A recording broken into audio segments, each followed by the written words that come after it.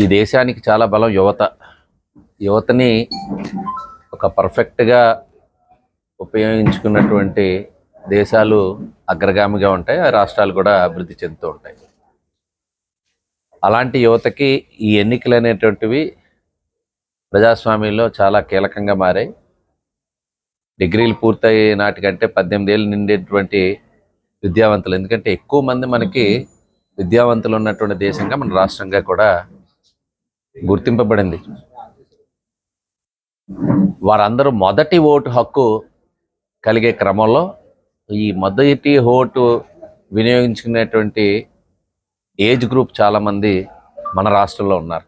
వాళ్ళందరికీ కూడా ఒక్కసారి మన భవిష్యత్తు, రాష్ట్ర భవిష్యత్తు కానీ ఈరోజు ఏదైతే యువత ఇంత బలమైనటువంటి వ్యవస్థని ప్రాపర్గా ఉపయోగించుకోకపోవటం, ఈ యువత తలుచుకుంటే ఏదైనా సాధ్యమే అనేటువంటి పరిస్థితుల నుంచి మ్యాక్సిమం మన రాష్ట్రంలో ఉండేటువంటి యువతే ప్రతిభావంతులు. ఈ రకంగా అనేక మంది ప్రతిభావంతులు కూడా మన యువతలో ఉన్నారు. మరి అలాంటి యువతకి సందేశం ఇవ్వటానికి యువగళం పేరిట లోకేష్ గారు ఒక పాదయాత్ర, మీ అందరికీ తెలుసు, 20 లక్షల ఉద్యోగాల కల్పన పేరిట ఆ ఉద్యోగ కల్పన చేసే క్రమంలో కూడా నిరుద్యోగులు నిరుత్సాహంగా ఉండకూడదు, వారికి 3,000 రూపాయలు నిరుద్యోగ భృతి కూడా ఇవ్వాలని చెప్పి అనౌన్స్ చేయడం మీ అందరికీ తెలుసు. 2019 ఎన్నికల నాటికి 2,30,000 పైచిలకు ప్రభుత్వ ఉద్యోగాల్లో ఖాళీల్ని ప్రతి ఏడాది జనవరి 1ని జాబ్ క్యాలెండర్ ఇస్తామని, ఉద్యోగాలు కల్పిస్తామని చెప్పి ఈరోజు యువతని మోసం చేసినటువంటి వ్యక్తి జగన్ రెడ్డి గారు.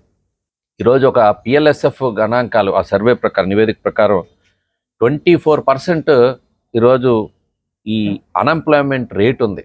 ఒకవైపు ఏదైతే, రెండో వైపు డ్రగ్స్కి బానిసలే, గంజాయికి.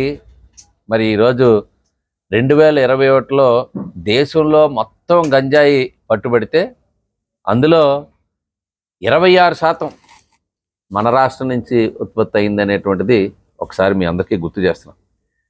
మహిళలపై నేరాలు పెరిగే మీ అందరికీ తెలుసు. MP MLAలపైన మొత్తం క్రిమినల్ కేసులు 408 ఉన్నాయి మన రాష్ట్రంలో.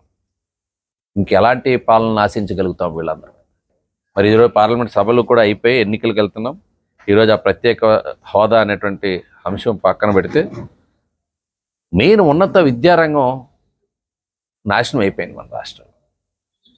ఆ రోజుల్లో SRM కానీ, విట్ కానీ, IIIT కానీ, DNMN కానీ, KRA కానీ, అమృత కానీ, ఇలాంటి విద్యా సంస్థల్ని మన రాష్ట్రానికి తీసుకొచ్చాం. అమరావతిలో కూడా నెలకొల్పారు, ఇన్స్టిట్యూట్స్ కూడా స్టార్ట్ అయినాయి. అప్పుడు తెలుగుదేశం ప్రభుత్వంలో ఖర్చు పెట్టిన, అంటే స్కిల్ డెవలప్మెంట్ కావచ్చు, ఇట్లాంటి ట్రైనింగ్, అంటే ఎంప్లాయ్మెంట్కి సంబంధించినటువంటి ఖర్చు పెట్టిన దాంట్లో ఈరోజు 50% కూడా టెక్నికల్ ఎడ్యుకేషన్ కానీ, స్కిల్ డెవలప్మెంట్కి కానీ ఖర్చు పెట్టబడలేదు.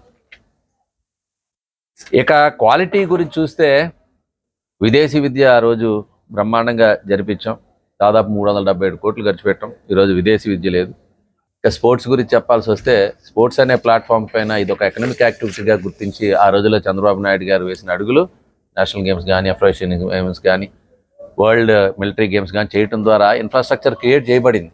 క్వాలిటీ ఎడ్యుకేషన్కి మీ మొదటి ఓటు వేయాల్సిందిగా, ప్రతి యువత, మరి వాళ్ళందరికీ ఉద్యోగ అవకాశాలు కలగాలంటే ప్రతి ఒక్కడికి మీ ఓటు ద్వారానే అది తెలుగుదేశం పార్టీ వాళ్ళని సాధ్యపడుతుంది. కాబట్టి అందరూ ఓటర్గా నమోదైతేనే మీ ఆ హక్కుని వినియోగించుకునే అవకాశం ఉంటుంది. కాబట్టి మీ ఫస్ట్ ఓటు డెవలప్మెంట్కి వేయాల్సిందిగా, ఆ వేయాలంటే ఇక టైం ఉంది కాబట్టి ప్రతి ఒక్కరికి ఓటు హక్కు కలిగించుకోవాల్సిందిగా మీ అందరి ద్వారా యువతని, ముఖ్యంగా రాష్ట్ర యువత, ఈ రాష్ట్రానికే కాదు దేశానికి బలమైనటువంటి పునాది కావాలి.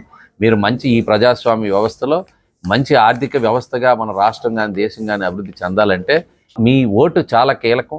ఎక్కువ శాతం 18 ఏళ్ళు నిండిన వారు ఈ రాష్ట్రంలో ఉన్నారు. వాళ్ళందరూ కూడా మీ ఫస్ట్ ఓటు డెవలప్మెంట్కి, గ్రోత్కి వేయాల్సిందిగా, అది తెలుగుదేశం పార్టీ వల్ల సాధ్యం అవుతుందని మరొకసారి మీ అందరికీ తెలియజేసుకుంటూ, యువత అందరూ కూడా ఓటు హక్కును వినియోగించుకోవాల్సిందిగా మరొకసారి